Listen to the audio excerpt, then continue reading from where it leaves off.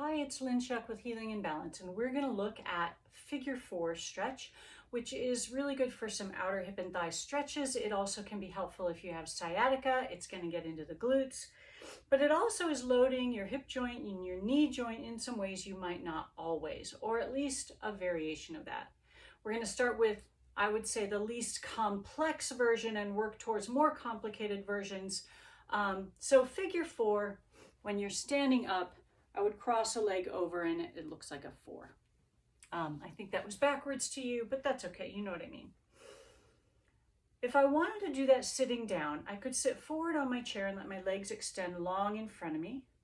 And I'm going to bring one ankle across one thigh. I want it to try and be across my thigh. If my knees don't let me, it could be on my shin. So turn a little. So if my leg is extended, that brings this leg not as close to my torso. And if I don't feel much here, I could start to tip my pelvis forward. Notice I'm not rounding over, it's a long spine. So I'm not rounding down, I'm bringing the front of my pelvis toward my thigh. And I would hold that. And then I would switch. And again, legs extended, ankle across thigh, sit up tall, and take my pelvis forward. Now I was very clear about ankle across thigh.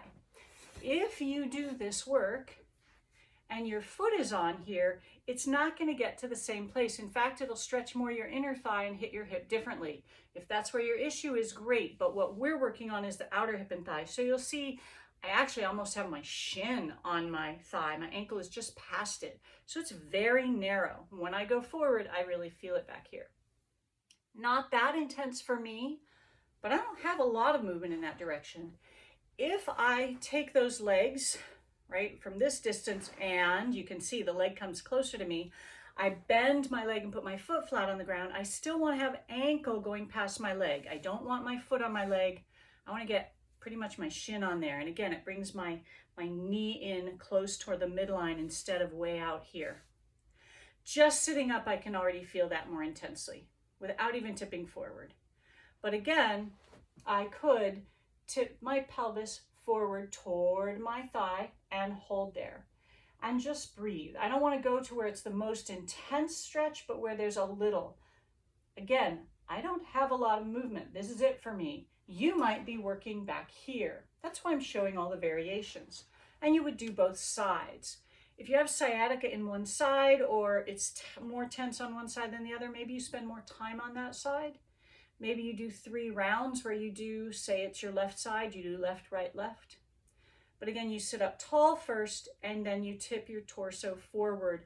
I don't move very far on this side. This is much more intense.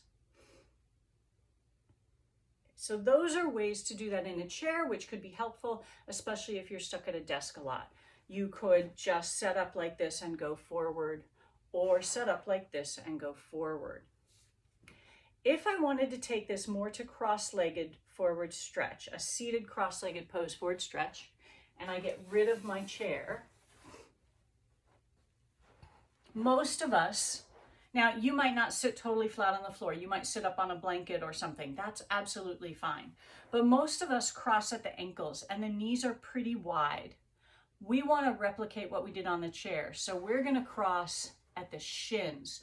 Knees are more, closer to shoulder width, and it's almost like my heels and my knees line up with each other. If you look at the difference, when I'm cross-legged, my feet are in close to me. When I narrow that cross, this foot comes a little further away from me because of how I'm built. But again, I'm going to take that same upright seated position and I'm going to try and tip my pelvis forward without rounding my back. I don't move far.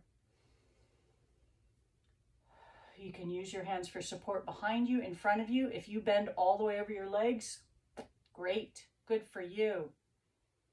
We want to come up, we want to switch the legs, it's important. And again, not crossing at the ankles, but crossing at like where my calves are.